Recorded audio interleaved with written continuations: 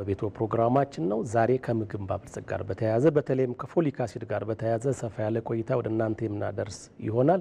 በ0112744235 ላይ ደውሉ። ምላሽ ማብራሪያ ወደ እናንተ የምናደርስ ይሆናል። ፕሮግራሙን በማዘጋጀትና በማቅረብ አማረ ተመስገን አብሬያችሁ እቆያለሁ። እዚህ ስቱዲዮ አንድ እንግዳ ጋብዣለሁ። የስነ ምግብ ባለሙያ ነው። አላዛር ኪሩቤል ይባላል። እንኳን ደህና መጣህ እንግዳችን።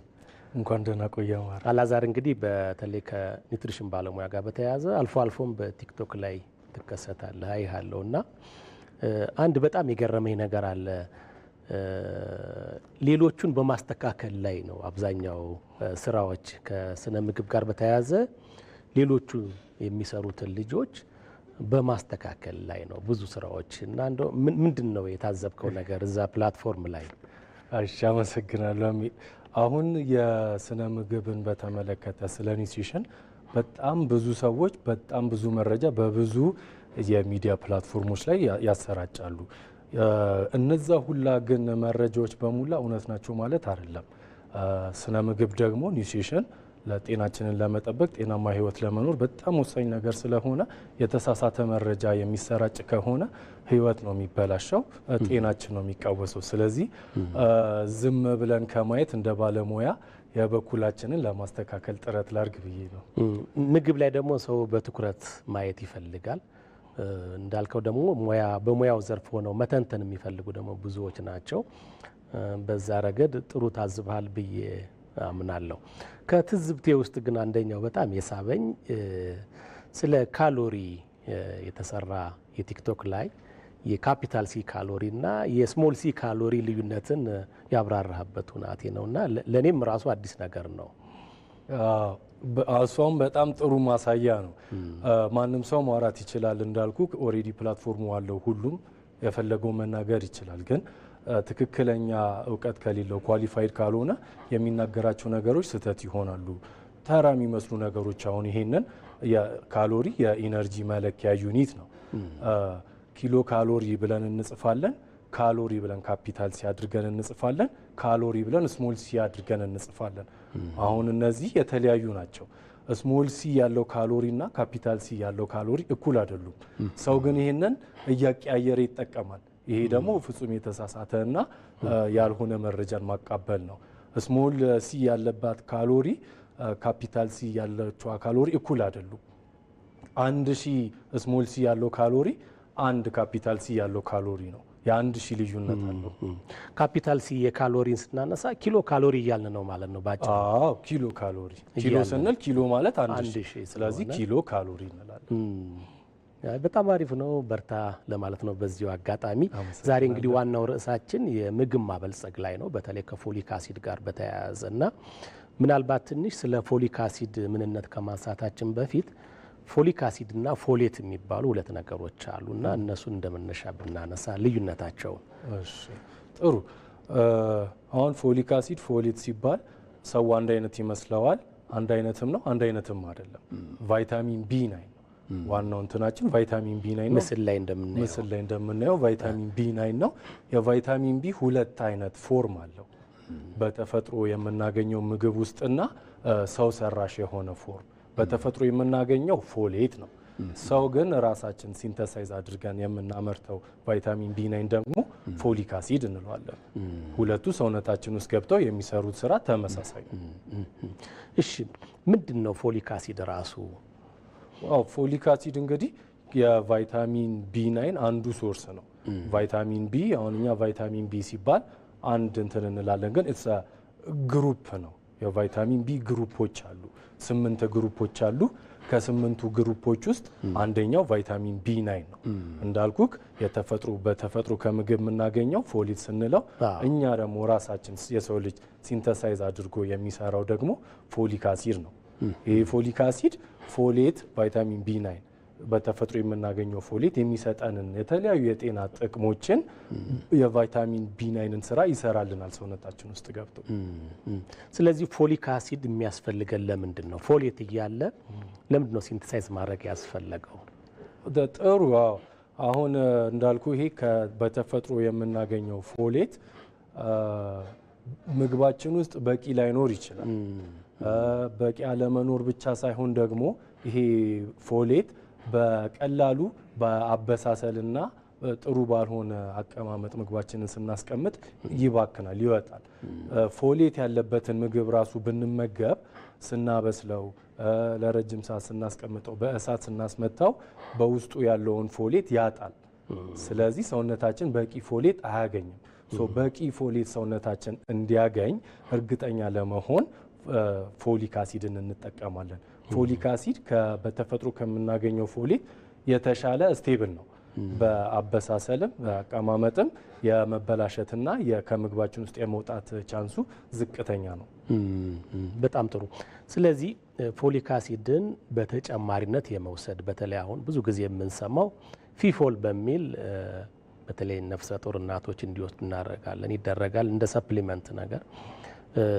አሁን ግን በቅርብ ጊዜ የተጀመረው ደግሞ በተለይ በስንዴ ዱቄት ላይ ፎርቲፋይ የማድረግ የማበልጸግ ነገር ተጀምሯል እና እሱ የሚኖረው ፋይዳ እንደው ምንድን ነው? እስኪ ለምሳሌ ዳይሬክተራችን ቀጣይ ምስል እየሰጠን ነው።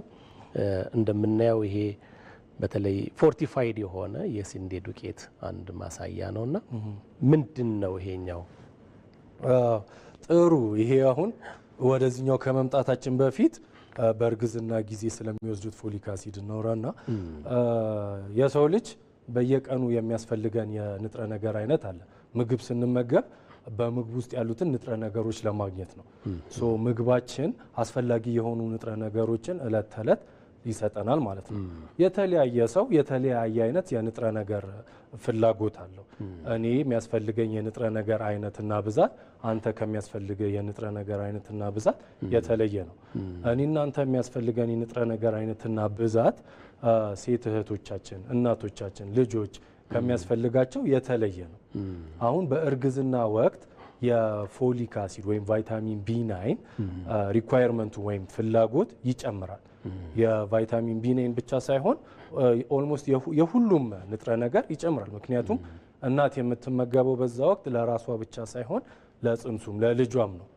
ስለዚህ የሚያስፈልጋት የንጥረ ነገር መጠን ከፍ ይላል። በእርግዝና ወቅትም የሚያስፈልጋት የቫይታሚን ቢ9 ፍላጎት ከ400 ማይክሮግራም ወደ 600 ማይክሮግራም ከፍ ይላል። ይሄንን ፍላጎቷን ለማሟላት ሲባል ከምግብ በቂ ላይሆን ስለሚችል ሪስኩን በእጥረቱ ምክንያት የሚመጡ ችግሮችን ሪስካቸውን ለመቀነስ ሲባል ፎሊክ አሲድ ሰፕሊመንት እንድትወስድ ይደረጋል። አሁን ደግሞ ሀገራችን በንጥረ ነገር የበለጸገ ዱቄት የስንዴ ዱቄት ላይ ቫይታሚን ቢ9 እና ሌሎች ቫይታሚን ቢ ግሩፖችን ዚንክንም ጨምሮ እንዲበለጽግ የተደረገው ምንድን ነው? ሀገራችን ላይ በፎሊክ አሲድ እጥረት የተነሳ ወይም በፎሌት እጥረት የተነሳ የሚመጡ የተለያዩ የጤና ጠንቆች አሉ። በጽንስ ላይ የሚመጡ የጤና ችግሮች አሉ። ኒውራል ቲዩብ ዲፌክት እንላቸዋለን።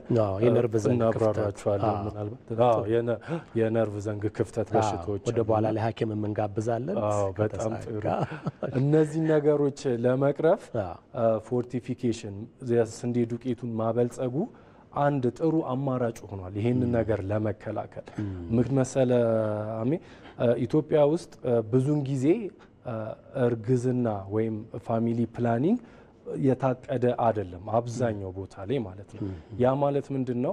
አንድ ነፍሰ ጡር እርጉዝ መሆኗን የምታውቀው ኦሬዲ 2 ወር 3 ወር ከደረሰ በኋላ ሆዷ መታየት ሲጀምር ነው። አይታወቅም።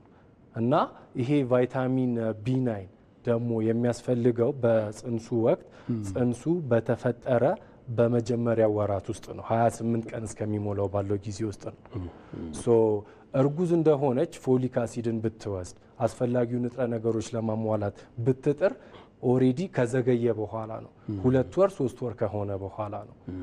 ያ ንጥረ ነገር ደግሞ ይህንን የዘንግ ክፍተትንና አእምሮ ውስጥ የሚከማች ከፍተኛ ውሃ ክምችትን ለመከላከል የሚያስፈልገን እርግዝና በተፈጠረ በ28 ቀናት ውስጥ ነው። ስለዚህ ብዙዎቹ ማርገዛቸውን ሳያውቁ ይሄ ፔሪየድ ካለፈ በኋላ ነው እርጉዝ መሆናቸውን የሚያውቁት። ስለዚህ ምንም ሳያውቁም በአመጋገባቸው ውስጥ ኦሬዲ በቂ የሆነ ፎሊክ አሲድ የሚያገኙ ከሆነ በቂ ፎሌት የሚያገኙ ከሆነ ይህንን ችግር ለመከላከል ጥሩ አማራጭ ይሆናል።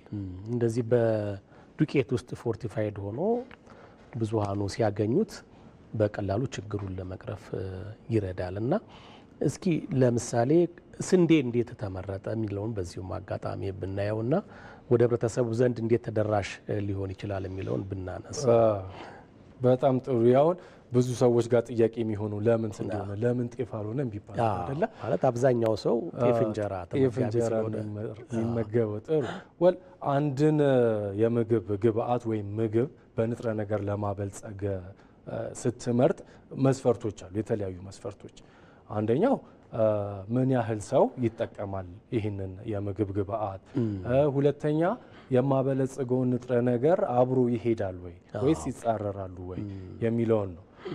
እንደገና ደግሞ ያለው ፋሲሊቲ ሀገሪቷ ውስጥ እዛ አካባቢ ያለው ፋሲሊቲ ይህንን የማበልጸግ ስራ ለመተግበር በቂ ነው ወይ፣ ጥሩ ፋሲሊቲዎች ተቋሞች አሉ ወይ የሚለውን ነው። በዚህ መሰረት ስናይ አሁን ጤፍ የሚፈጨው የት ነው? በየሰፈሩ ነው አይደል? ወፍጮ ቤት ነው። ወፍጮ ቤት አሁን በየወፍጮ ቤቱ እየሄዱ ይህንን ነገር ማበልጸግ አለባችሁ ተብሎ ዶዚፋየር ማሽን አለ፣ ፕሪሚክስ አለ፣ ለማበልጸግ የሚያስፈልጉ ግብአቶች ናቸው። እነዚህም በየሰፈሩ መግጠም በጣም ከባድ ነው። ስንዴን ተመራጭ የተደረገበት ለምንድን ነው? ሴንትራላይዝድ የሆነ የስንዴ ፋብሪካዎች አሉ ሀገራችን ውስጥ። እነሱ ላይ እነዚህ ግብአቶችን ማበልጸጊያ ዶዚፋየር ማሽኑን ፕሪሚክስ ማለት የሚጨመረው ፎሊክ አሲድ እና እነዚህን ለነሱ ፋብሪካዎች ማቅረቡ ቀላል ነው። ከዛ በተጨማሪ ደግሞ ተደራሽነቱ አሁን ኢትዮጵያ ውስጥ ኤግዛክት ዳታ ባይኖርም ወደ 40% የሚሆነው ጠቅላላ ህብረተሰብ የስንዴ ዱቄትን እንደ ምግብ ግብአትነት ይጠቀማል። ስለዚህ 40%ቱን የጠቅላላ ህዝብ በዚህ ተደራሽ ማድረግ ከቻለን ጥሩ ለውጥ እናያለን። ጥሩ። በዚሁ ወደ ላርጅ ስኬል ፉድ ፎርቲፊኬሽን ብናልፍ በተለይ የስንዴ ዱቄት በፎሊክ አሲድ ፎርቲፋይ የማድረግ ከቅርብ ዓመታት በፊት በፍላጎት ላይ የተመሰረተ ወይም በግንዛቤ ላይ የተመሰረተ ነበር እና ከቅርብ ዓመታት ወዲህ ምናልባት አስገዳጅ ሆኗል ይመስለኛል። እና ምን ያክል ላይ ነው ያለው ሂደቱ ይህ ጉዳይ? አሁን በእኛ ሀገር ከዚህ ቀደም በተለይ አዮዲን ጨው ላይ በመጨመር አዮዳይዝድ ሳልት ወደ ማህበረሰቡ ለማምጣት በጣም ብዙ ጊዜ ፈጅቷል እና ይሄኛው እንደው ከዛ ተሞክሮ ምን ላይ ነው? ቴንክ ዩ። አሁን እውነት ለመናገር ጥሩ ደረጃ ላይ እየደረስን ነው በዚህ ረገድ ማለት ነው። ይበል የሚያስበኝ በመጀመሪያ እንዳልከው አስገዳጅ ሁኔታ አልነበረም። ይህ በፈቃደኝነት ላይ የተመሰረተ የስንዴ ዱቄት ማበልጸግ ነበረ ህጉ ከወጣ በኋላ ማለት ነው። አንድ አመት ይሄ ግሬስ ፔሪድ ተሰጣቸው አምራች ድርጅቶች ራሳቸውን በበቂ ሁኔታ እንዲያደራጁ ለምርታቸውን በቫይታሚን ቢ9 እና ዚን ለማበልጸግ የሚያስችላቸው አቅም ላይ እስኪደርሱ አንድ አመት ግሬስ ፔሪድ ተሰጣቸው። አሁን እሱ ግሬስ ፔሪድ አልፎ አስገዳጅ ሁኔታ ላይ ወጥቷል። አዋጅ መውጣቱ በጣም ትልቅ ሰክሰስ ነው። ከዛ ደግሞ አምራች ድርጅቶች እንዲያመርቱ መገደዳቸው፣ ያላመረቱት ላይ ደግሞ እርምጃ መወሰዱ ጥሩ እንትን ነው። ስለዚህ በዚህ ረገድ ጥሩ እየመጣን ነው። ግን ገና ሙሉ ለሙሉ እንትን አላልንም።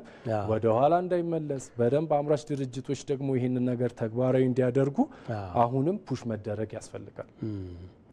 ፎርቲፊኬሽን በተለይ ለሰፊው ማህበረሰብ ትንሽ አስቸጋሪ ነው እና የትኛው ዱቄት ፎርቲፋይድ ነው የትኛው የበለጸገ አይደለም ብለው ለመለየት እንደው ምንድን ነው ማድረግ ያለባቸው? ህብረተሰቡን ሌሎች ሰዎች ምን ማድረግ አለባቸው? አሁን ህብረተሰቡ የበለጸገውን ዱቄትና ያልበለጸገውን ዱቄት በቀላሉ ለመለየት እንዲያስችላቸው የበለጸገ የሚል ምልክት ይለጠፍባቸዋል። በቫይታሚን ቢ9 መበልጸጋቸውን የሚመለከተው አካል ካረጋገጠ በኋላ ለድርጅቶቹ የበለጸገ የምትለዋን ምልክት ምርታቸው ላይ እንዲለጥፉ ይደረጋል። ህብረተሰቡ የስንዴ ዱቄትን በሚገዛበት ሰዓት ያን የበለጸገ የሚል ምልክት የተለጠፈበትን ምርቶችን ተመራጭ ቢያደርግ ጥሩ ነው። ጥሩ ሀሳብ እያነሳን ነው። ቀሪ ሀሳቦችን ደግሞ ተቀምጠን የምንቀጥል ይሆናል። ቴንኪው፣ አመሰግናለሁ አላዛር።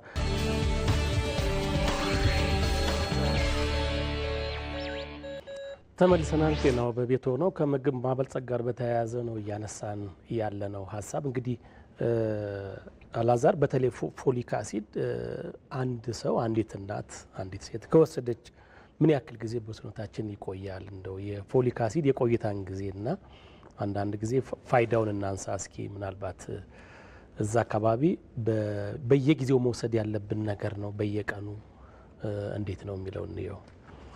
እሺ አዎ ፎሊክ አሲድ ቫይታሚን ቢ9 እንደ ሌሎች በውሃ እንደሚሟሙ ቫይታሚኖችን ያው በውሃ የሚሟሟና በቅባት የሚሟሟ ብለን እንከፍላቸዋለን።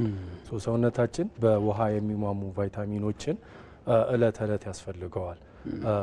በሰውነታችን ውስጥ የመጠራቀም ቻንሳቸው እንደ በቅባት ውስጥ እንደሚሟሙት አይደለም።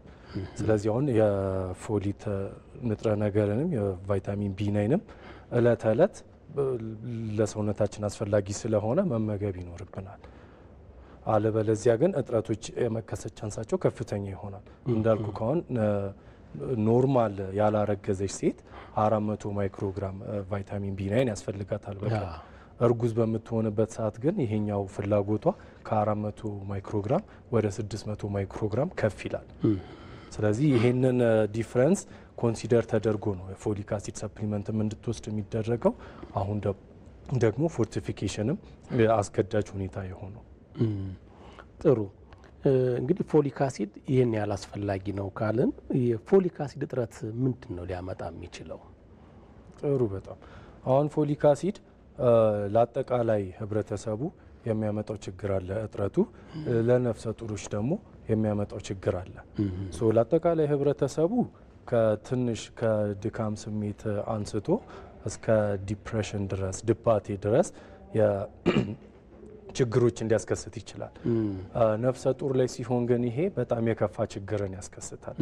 ምክንያቱም የሰው ልጅ ከተረገዘበት ከተጸነሰበት ሰዓት ጀምሮ እድገቱን ሙሉ እስከሚጨርስ ድረስ በተለያየ የእድገት ደረጃ ላይ የተለያየ ንጥረ ነገሮችን ያስፈልገዋል። ያ ንጥረ ነገር በሚያስፈልግበት ሰዓት ያንን ንጥረ ነገር ማግኘት ካልቻለ እድገቱ ይስተጓጎላል ወይ ደግሞ ጭራሽ እድገት አይከሰትም ማለት ነው። አሁን ይሄ ቫይታሚን ቢ9 ፎሊክ አሲድ የሚያስፈልገው አንድ ጽንስ ከተጸነሰ በ28 ሰዓት ውስጥ ነው፣ በ28 ቀናት ውስጥ ነው። ይሄ የሚሆነው ምንድን ነው? የሰው ልጅ በዛ አንድ ወር ውስጥ ይሄ የዘንጋችን የነርቭ ዘንጋችን ይከድናል። እሱ ከዛ በኋላ ወደ ዲቨሎፕ ወደ ማድረግ ነው የሚመጣው። ኦሬዲ ይሰራል። እንደ ብሉፕሪንት ብለህ አስበውና ኦሬዲ ፋውንዴሽኑ ይደላደልና በቀጣይ ቀናቶች ውስጥ ወራቶች ውስጥ እየዳበረ ይመጣል። በዛች አንድ ወር ውስጥ በዛች ዊንዶ ውስጥ ፎሌት ካላገኘ ቫይታሚን ቢ9 ወይም ፎሊክ አሲድ ካላገኘ በስርዓት አይዘጋም።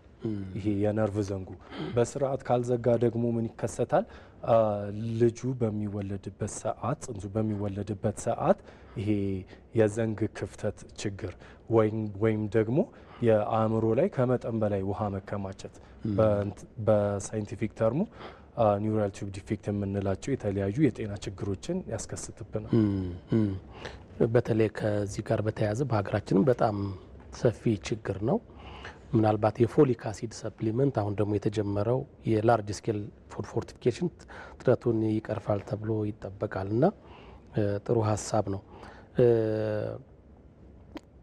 ለምሳሌ የነርቭ ዘንግ ክፍተትና እንግዲህ ፎሊክ አሲድ ትስስራቸው በዚህ ልክ ከሆነ እንደ ህብረተሰቡ ምን ያክል ነው እነዚህን ችግሮች የተያያዙ መሆናቸውን አውቆ ኮንሺየስ ሆኖ በተለይ ፎሊክ አሲድን ከእርግዝና በፊት አዘውትሮ የመመገቡ ነገር እንደው ምን ሊሆን ይገባል? በጣም ጥሩ። አሁን ብዙ ሰው ይህንን ነገር ግንዛቤው የለው። ችግሩን ግን ካየኸው ሀገራችን ውስጥ በእንደዚህ አይነት የጤና ችግር ከ30 ሺህ በላይ ህጻናት በየአመቱ ይወለዳሉ። በጣም ብዙ ቁጥር ነው ይሄ። ነገር ግን ይህንን ቁጥር የሚያውቀው ሆስፒታል አካባቢ፣ የጤና ተቋማት አካባቢ፣ ስነ ተዋልዶ አካባቢ ያለ ሰው ነው እንጂ አብዛኛው ህብረተሰቡ አያውቀውም። አንደኛ በእንደዚህ አይነት ሁኔታ የሚወለዱ ህጻናቶችን ህብረተሰቡ አያወጣቸውም፣ በድብቅ ነው የሚያስቀምጣቸው። በጣም የከፋ ሲሆን ደግሞ ኢቨን አባንደንም ያደርጓቸዋል፣ ጥለዋቸው ይሄዳሉ። በህይወት የመቆየት ቻንሳቸው ደግሞ በጣም የከፋ ከሆነ ችግሩ ዝቅተኛ ስለሚሆን ህብረተሰቡ ይህንን ችግር የዘንግ ክፍተት ያለበትን ህጻን ልጅ ወይ ደግሞ ከፍተኛ የሆነ ፈሳሽ በጭንቅላት ውስጥ የተጠራቀመ ህጻንን የማየት ቻንሱ ዝቅተኛ ነው። ስለዚህ ሰው ችግር ያለ አይመስለውም። ችግሩ አለ ግን ፐብሊክ አልሆነም፣ ህብረተሰቡ ጋር ብዙ የለም። ይህንን ባለሙያዎች ነው የሚያውቁት። ከእንደዚህ አይነት ችግር ጋር የሚኖሩ ሰዎች ነው የሚያውቁት። በጣም ትልቅ ችግር ነው። አሁን ህብረተሰቡ ይህንን እንዲያውቅ ያስፈለገው ምንድን ነው? በቀላሉ መከላከል የምንችለው ነገር ነው። 600 ማይክሮግራም ማለት በጣም ትንሽ ነገር ናት። ይህንን ከምግባችን ልናገኝ እንችላለን፣ ከሰፕሊመንት ልናገኝ እንችላለን፣ ፎርቲፋይድ ከተደረገ ዱቄት ልናገኝ እንችላለን። ህብረተሰቡ ጋር ግን በቂ እውቀት ባለመኖሩ የተነሳ ይህንን ችግር አያውቁም። ከተከሰተ በኋላ ነው የምናውቀው። እንዳልኩክ በጽንስ በተፈጠረ በአንድ ወር ውስጥ ጽንሱ ምን አይነት ላይ እንደሆነ እጥረት ይኑረው አይኑረው የሚያሳየን ምልክት የለም ኢትዮጵያ ውስጥ አትሊስት ማለት ነው። እና ከተወለደ በኋላ ነው አብዛኛውን ጊዜ ይህንን ችግር የምናየው። ስለዚህ ቀድመን መከላከል እየቻልን አሁን ግን ምንድነው በጣም ብዙ ዋጋ እያስከፈልን ነው። የሕክምና ከተከሰተ በኋላ ደግሞ የምናደርገው የርብርብ ቀድመን መከላከል ከምንችለው በጣም ዋጋ የሚያስከፍለን ነው። ጥሩ እንግዲህ ምናልባት አሁን ቅድም ስናይ በስንዴ ዱቄት ላይ በሰፊው ፎሊክ አሲድን በመጨመር በቀላሉ የኒውራል ቲዩብ ዲፌክት የተባለውን ችግር መቅረፍ መቀነስ እንችላለን።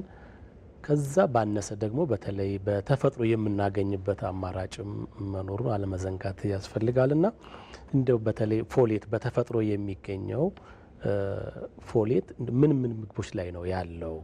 ምናልባት ያው በእርግዝና ሲሆን ኢንቴኩ በጣም ፍላጎቱ ይጨምራል። ግን እንደው ምናልባት ህብረተሰቡ እንዲያውቅ በተፈጥሮ ፎሌት ያላቸው የምግብ አይነቶች የትኞቹ ናቸው? ልክ ነህ፣ ትክክል እንዳልከው ምንድነው አሁን ይሄ ምግብን በፎሊክ አሲድ ማበልጸጉ ፎሊክ አሲድን እንድናገኝ ከሚረዳን አንዱ መንገድ ነው። ዋነኛው ልክ እንደ ስነ ምግብ ባለሙያ ሁሌም ሰውን የምንመክረው ምንድነው ለሰውነታችን የሚያስፈልጉ ንጥረ ነገሮችን በሙላ ከምግብ እንድናገኝ ነው። እሱ ሳይሆን ሲቀር ወይ ደግሞ እሱን ማሟላት ሳንችል ሲቀር ነው ወደ ሌሎች አማራጮችን የምንሄደው እና ይህንንም ፎሌትን የቫይታሚን ቢ9 ከተፈጥሮ ከምግብ ለማግኘት የሚረዱን የተለያዩ ምግቦች አሉ። አንድ ምግብ ብቻውን በቀን ውስጥ የሚያስፈልገንን ፎሌት በሙላ ሊሰጠን አይችልም። አንድ የምግብ አይነት ሊሰጠን አይችልም። እሱ ላይ ህብረተሰቡ አሁን በደንብ ማስተዋል ያለበት ምንድን ነው አንድ ምግብ በቀን ውስጥ የሚያስፈልገንን ፎሊት በሙላ ሊያሟላልን አይችልም። ምንድነው በጣም ትንሽ ነው ስጠራት አሁን ወደ 400 ማይክሮግራም በጣም ትንሽ ነው። በጣም ትንሽ ነው። አሁን ሌሉ ብታይ አሉ ምግብ አይነቶች አሁን ለመጥቀስ ያህል ይሄ ቅጠላ ቅጠሎች ፎሌት አላቸው በተፈጥሮ። አትክልቶች ይሄ ግሪን ሊፊ ቬጂቴብልስ የምንላቸው ፎሌት አላቸው። የጥራጥሬ ዘሮች ድፍን ምስርና ይሄ ቦሎቄ ቀዩ ቦሎቄ ጥሩ የፎሊክ አሲድ የፎሌት መጠን አላቸው። ነገር ግን አሁን ድፍን ምስር ፎሌት አለው ብለህ ድፍን ምስር በልተክ በቀን ውስጥ የሚያስፈልግን በሙላ ሊያሟላልህ ይችላል። ምንድነው የሚደረገው? ከድፍን ምስሩም ትበላለ፣ ከቦሎቄውም ትበላለ፣ ከአትክልቶችም ትበላለ። ከእንስሳት ተዋጽኦም ደግሞ የምናገኝባቸው የምግብ አማራጮች አሉ። እንቁላል በተወሰነ ደረጃ አለው። ይሄ ኦርጋን ሚት የምንላቸው እነ ጉበት ምናምን። ነገር ግን አሁን ስለ እርጉዝ ሴት የምናወራ ከሆነ በእርግዝና ወቅት ጉበትን ብዙ ባትመከር እኔ ባትበላ ሪኮመንድ አደርጋለሁ። አንዱን ለማከም ብለን ሌላ ችግር እንዳንፈጥር። ቫይታሚን ኤ በጣም ብዙ ስላለው ኦሬዲ የምትወስደው ሰፕሊመንት ላይ ቫይታሚን ኤ ካለው ከፍ የማለት ቻንሱ ከፍተኛ ስለሆነ ሌላ የጤና ጠንቅ አለው እሱ ደግሞ በራሱ። ስለዚህ ከጉበት ውጪ ከሌሎቹ የምግብ አማራጮች በእለት የሚያስፈልጋትን ፎሌት እንድታገኝ ሪኮመንድ አደርጋለሁ። ጥሩ። ምናልባት አሁን እንግዲህ ስለሚበዛ ነገርም እያነሳልኝ ነው እና ፎሊክ አሲድ ሊበዛ ይችላል ሰውነታችን ውስጥ የሚበዛበት አጋጣሚ አለ። ለምሳሌ ፎርቲፋይድ የሆነ ስንዴ ዱቄት ዳቦ ተመገብን እንበል፣ ቅጠላ ቅጠልም በላን እንበል፣ ያው አስበነው ሳይሆን በአጋጣሚ እራት እና የመብዛት እድል አለው። የመብዛት እድሉ በጣም በቃ የለውም ማለት ይቀላል። በጣም ኤክስትሪምሊ ሬር ነው እንዳልኩ እነዚህ ወተር ሶሉብል ቫይታሚኖችን ሰውነታችን ከሚያስፈልገው በላይ ካለው ማስወገድ ይችላል ከሰውነታችን። ስለዚህ ይሄ ሰውነታችን ውስጥ የመብዛት ቻንሱ በጣም ሬር ነው። ነገር ግን አንዳንድ ሬር የሆኑ የጤና ችግሮች አሉ ሰውነታችን ፎሊክ አሲድን በአግባቡ እንዲጠቀም የማያደርጉ ማለት ነው። እነዚህ ችግሮች ግን በጣም ሬር ናቸው እና ወደ ሀገራችን ብናስብ ይህ ችግር ያለበት ሰው በጣም ዝቅተኛ ነው። ስለዚህ እንደው ጀነራሊ ስናወራ ከሚያስፈልገን በላይ ከፍ የማለት ቻንሱ በጣም ዝቅተኛ ነው። ጥሩ።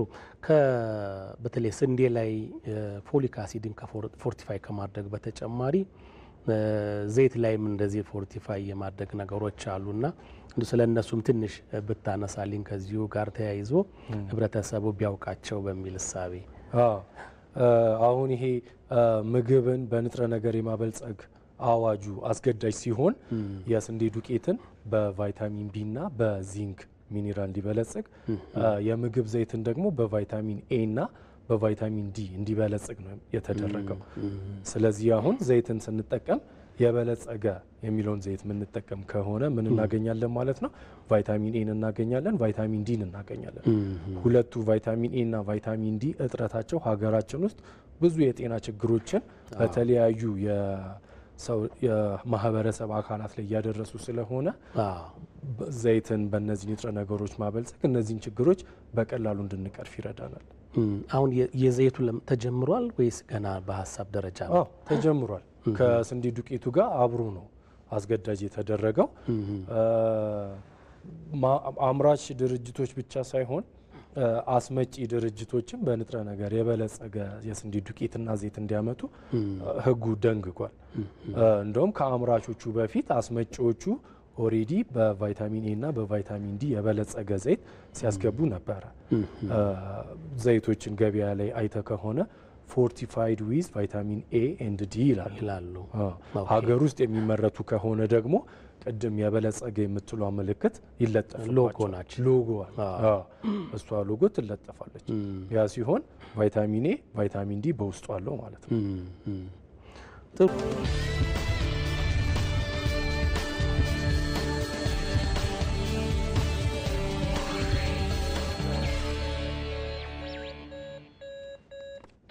ተመልሰናል። ጤናው በቤት ሆኖ ከምግብ ማበልጸግ ጋር በተያያዘ ፎሊክ አሲድ ያለውን ፋይዳ ጥቅም እያነሳን ነው የምንገኘው።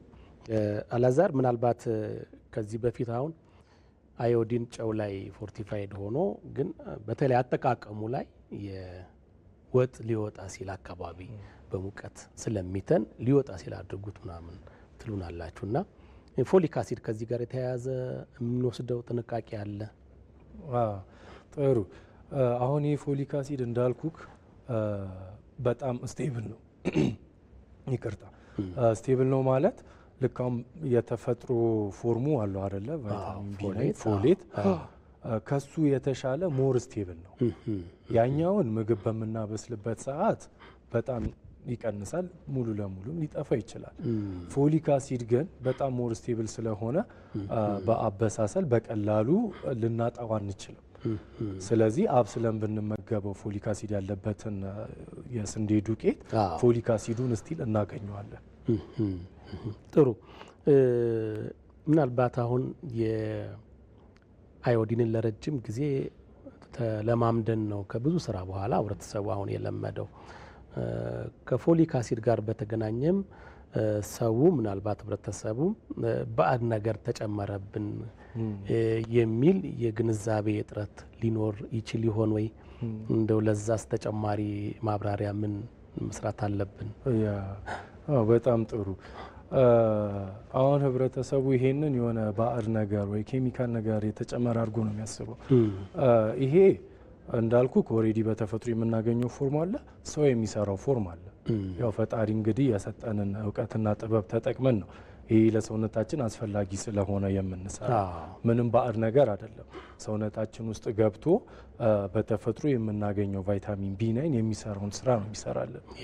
አሁን ህብረተሰቡ የዚህ ንጥረ ነገር እጥረት የሚያመጣውን ችግር ቢገነዘብ ለመቀበል ምንም አያንገራገርም። በቀላሉ የኒውራል ቲዩብ ዲፌክት ተብሎ ጉግል ላይ ሰርች ቢደረግ መጀመሪያ የሚያመጣላችሁ ኢሜጅ በቃ ሙሉ ለሙሉ የሰውን ሀሳብ ይቀይራል። አሁን ሞያ ውስጥ ያለ ሰው ብቻ ነው የዚህ ንጥረ ነገር እጥረት ችግር የሚያውቀው። ሌላው ህብረተሰብ ግን ከችግሩ አንጻር አያይም ነገሩን። ችግሩን በቀላሉ መከላከል እየቻለን ችግሩ ምን እንደሆነ ስላላወቅን ብቻ መፍትሄውን ለመቀበል ሬዚስት እናደርጋለን። ያው ለውጥ በቀላሉ መቀበል ከባድ ነው። እንድንለወጥ የሚያስገድዱን ወይ ደግሞ የሚያሳምኑን ሁኔታዎች ሊኖሩ ያስፈልጋል። ይህንን ችግር በደንብ ብንገነዘብ ይሄ የዘንግ ክፍተት ጭንቅላታችን ውስጥ ከበቂ በላይ የሆነ ፈሳሽ መከማቸትን እንደዚህ አይነት ያለበት ህፃን ቢመለከት ልጁን ራሱ ባያይ ስዕሉን በኢንተርኔት ላይ ቢመለከት ያለምን ማንገራገር ነው የሚቀበለው። አሁን ይሄ ነገር ደግሞ ከምን ጊዜውም በላይ ኢትዮጵያ ውስጥ አሳሳቢ ሆኗል። ምክንያቱም የፎሊክ አሲድ የቫይታሚን ቢ9 እጥረት ያለባቸው ሴቶች ኦልሞስት 50% ምናምን ነው ናሽናል አቬሬጅ 40% 50%። አንዳንድ አካባቢዎች በጣም ትልቅ ቁጥር ነው። ያ ማለት ከሁለት ሴት አንዷ የፎሊክ አሲድ እጥረት አለባት ማለት ነው። የፎሊክ አሲድ እጥረት ኖሮባት እርግዝና ቢከሰት የምትወልደው ልጅ በኒውራል ቲዩብ ዲፌክት የመጠቃት ቻንሱ ከፍተኛ ይሆናል ማለት ነው። ስለዚህ ይህንን ነገር ማወቁ መፍትሄ ሀሳቦችን በቀላሉ እንድንቀበል ይረዳናል። በጣም ጥሩ። ስለዚህ ከፋይዳው አንጻር አንደኛ የተፈጥሮ ፎሌት ስላለ የተፈጥሮ አይነት በመሆኑ ምንም ችግር የለውም። ሁለት የሚያስቀረው የችግር አይነት ደግሞ ስላለ በሁለቱ ምክንያት የፎሊክ አሲድ ስንዴ ዱቄት ላይ መጨመሩ እንደ ትልቅ እድል የሚታይ ነው የሚለው በጣም ጥሩ ሀሳብ ነው። ቅድም ስናይ ነበር በተለይ አሁን ዘይት ፎርቲፋይድ የሆነ ጽሁፎች ይኖራሉ፣ ቫይታሚን ኤ እና ቫይታሚን ዲ። ዱቄት ደግሞ ቅድም ያየ ነው የፎርቲፊኬሽን ሎጎዎች አሉና ግን አብዛኛው ሰው ደግሞ ዳቦ ከሱቅ ይገዛል፣ ከዳቦ ቤቶች ይገዛል፣ ከማከፋፈያዎች ይገዛል እና እንደው ምን አይነት እንትኖችን ግንዛቤዎችን ይዞ ነው መግዛት ያለበት። እዛ ላይ ዳቦ ላይ መቼም አይኖርም ሎጎዎች አይኖርም እና ምንድነው አማራጭ እንደው ቲፕ የምታረገን? ያ ትክክል። ያው ለሎጎ የሚለጠፈው የስንዴ ዱቄቱ ላይ ነው።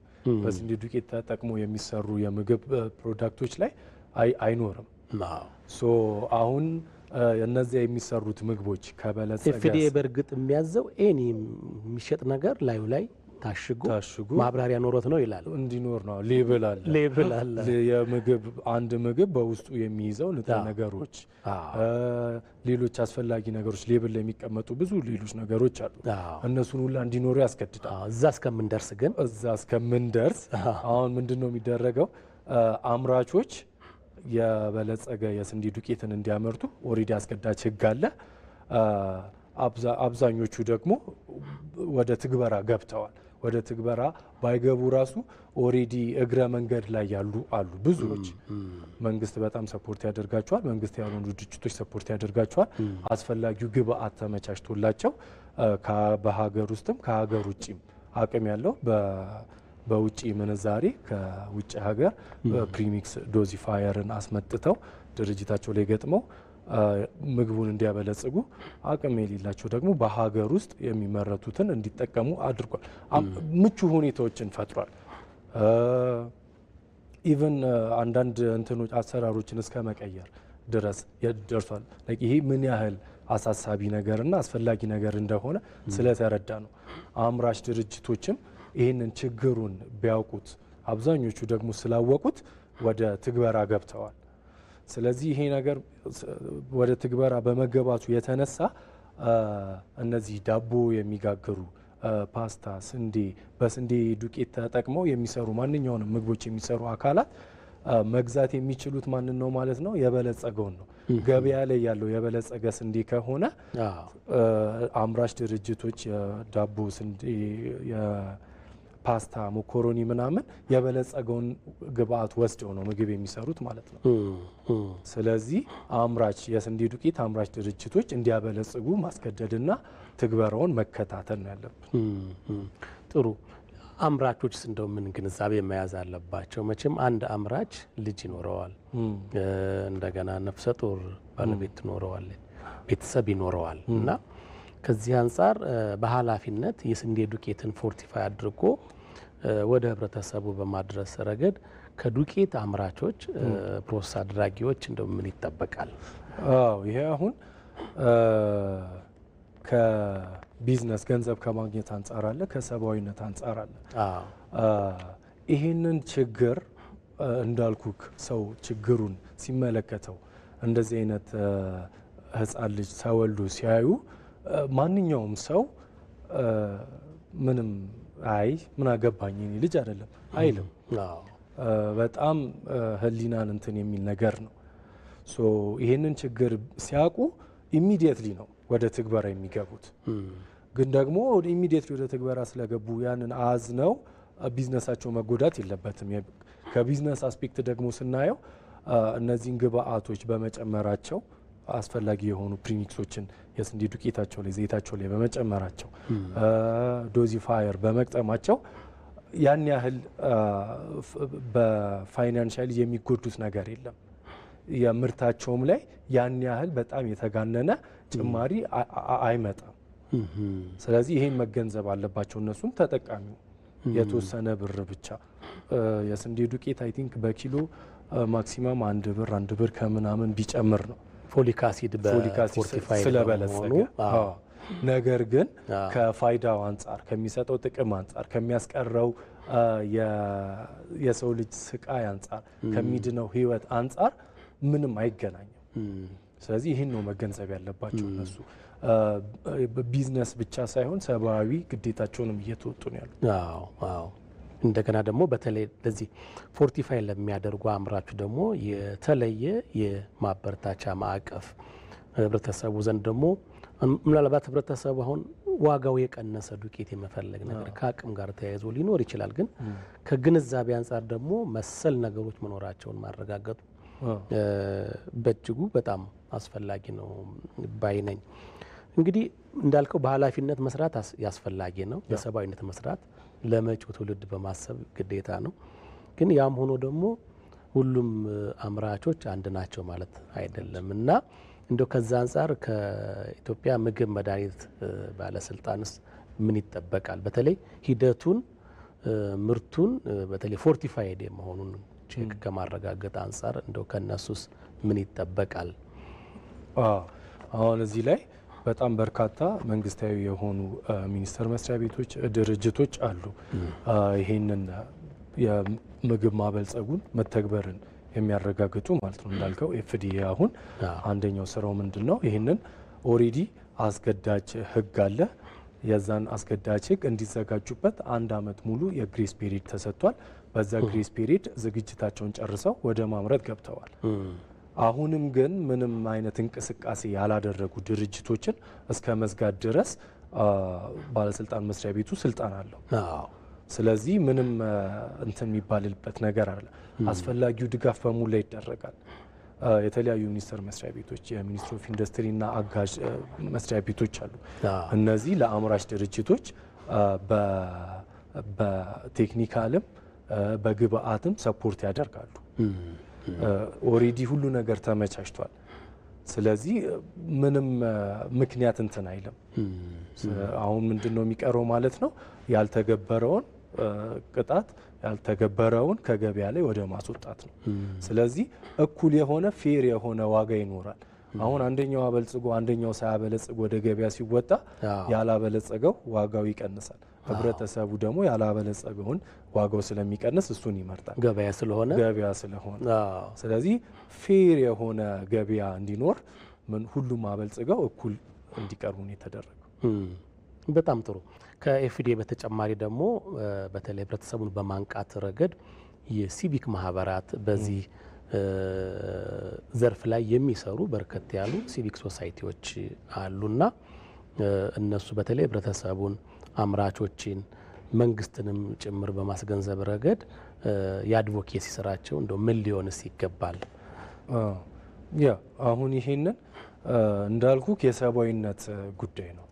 እኔ አሁን ይሄንን ምለፈልፈው በየተለያዩ መድረኮች ላይ በራሴ ሚዲያ ፕላትፎርም ላይ ይሄንን ነገር የበለጸገ እንዲጠቀም ሰው እንደዚህ እንዲያደርግ የምለው የሙያዊ ግዴታ ብቻ ሳይሆን ሰብአዊነትም ነው። የሚድነውን ሕፃን እያሰብኩ ነው። ይሄ ችግር የተጠቃ ሕፃን የሚሰቃየውን ስቃይ ለመቀነስ ለማስቀረት ነው። ባይዘዊ ሕፃኑ ብቻ ሳይሆን በአካባቢው ያለው ነው ህይወቱ ከኖርማል ህይወት የሚወጣበት። ሕፃኑን መንከባከብ የእድሜ ልክ ስራ ሊሆን ይችላል። ለእናት ለቤተሰብ አካባቢው ላለው ሰው በሙላ ይሄ ምንድነው የሚሆነው ማለት ነው? ከኖርማል ላይፋቸው ይወጣሉ። አብዛኞቹ ስራ ትተው ልጃቸውን ወደ መንከባከብ ይመጣሉ።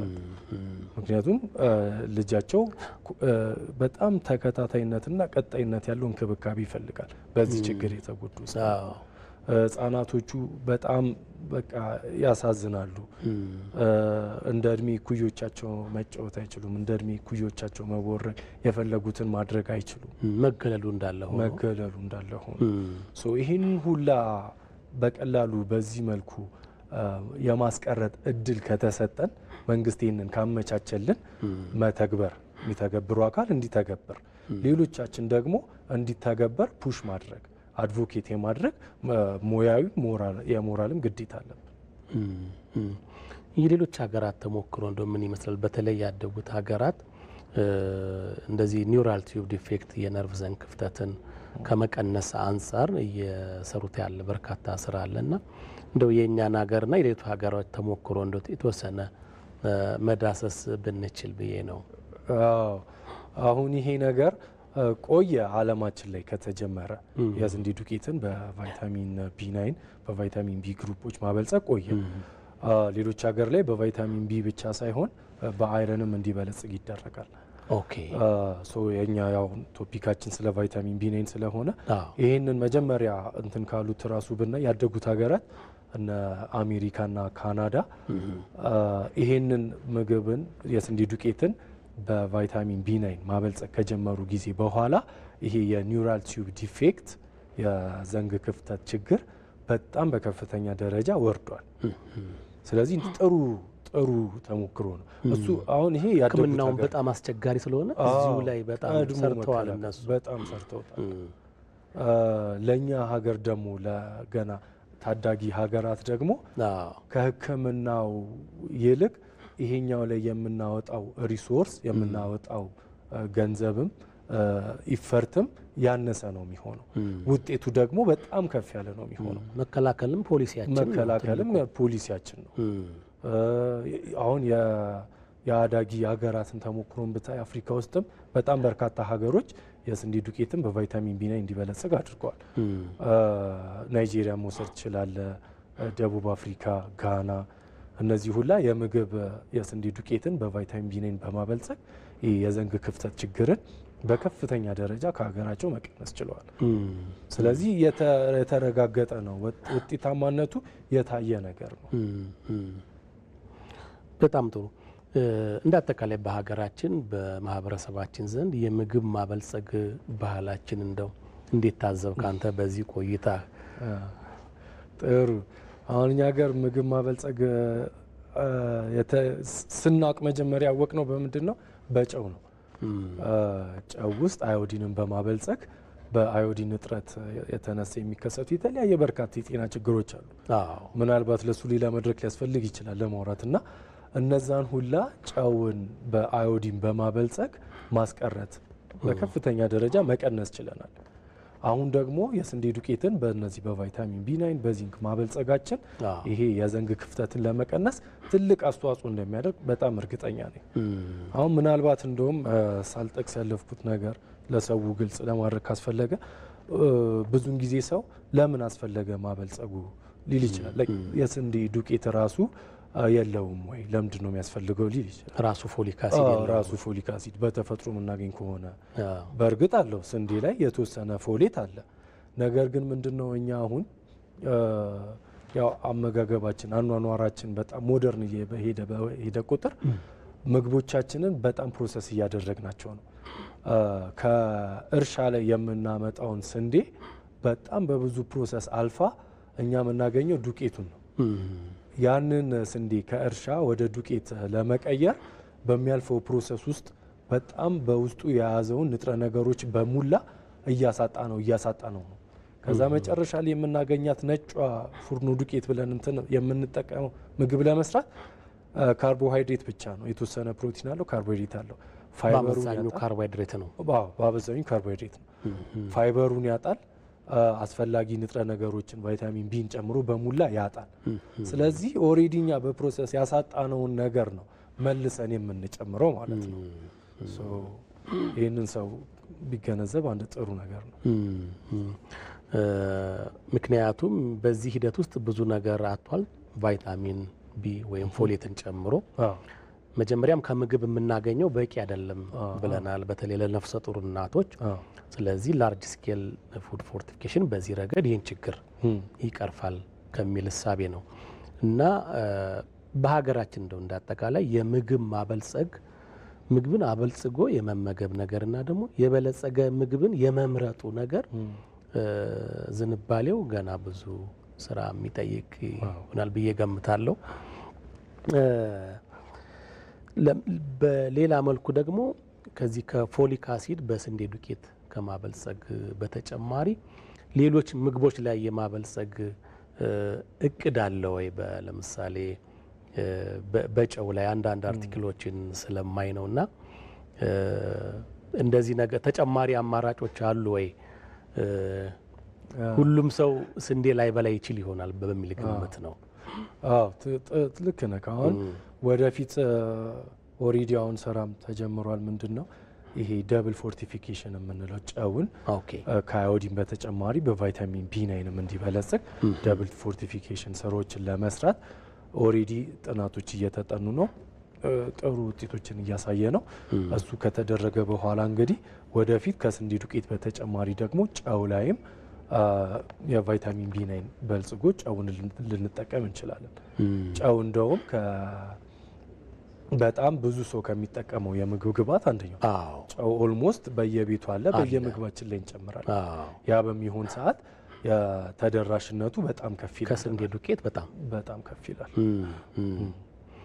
ጥሩ አላዛር፣ እንግዲህ እያጠቃልን ነው የምንገኘው። ምናልባት በመጨረሻ የቀረ ሀሳብ አለ እዚህ ፎሊክ አሲድ ፎርቲፊኬሽን ላይ በተለይ ህብረተሰቡ ቢያውቃቸው በጣም ጥሩ ነው የምትለው የቀረ ሀሳብ ካለ እድል እንስጥና እናጠቃልላለን። እሺ፣ ህብረተሰቡ እንዳልኩክ እነዚህን የስንዴ ዱቄትና የምግብ ዘይቶችን ሲገዛ የበለጸገ የሚል ሎጎ የተለጠፈበትን ምርት እንዲመርጥ፣ አምራች ድርጅቶች ደግሞ ይሄ ነገር የሞራላዊ ግዴታም እንዳለ ተገንዝበው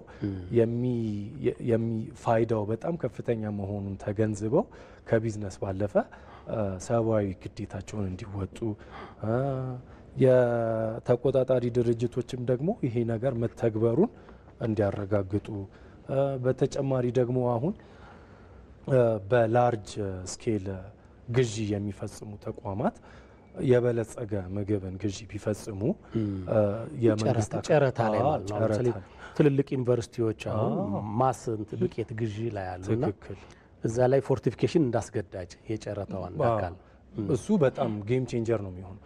መጀመሪያ አሜሪካ ይሄ የበለጸገ ፎርቲፋይድ የሆነ የስንዴ ዱቄት ሲመጣ ተቀባይነቱ እምብዛም ነበረ። ከዛ የአሜሪካ ጦር ለሰራዊቱ የሚያስፈልገውን የምግብ ግብአት በሚገዛበት ሰዓት ፎርቲፋይድ የተደረገ የስንዴ ዱቄት ብቻ እንዲገዛ አደረገ።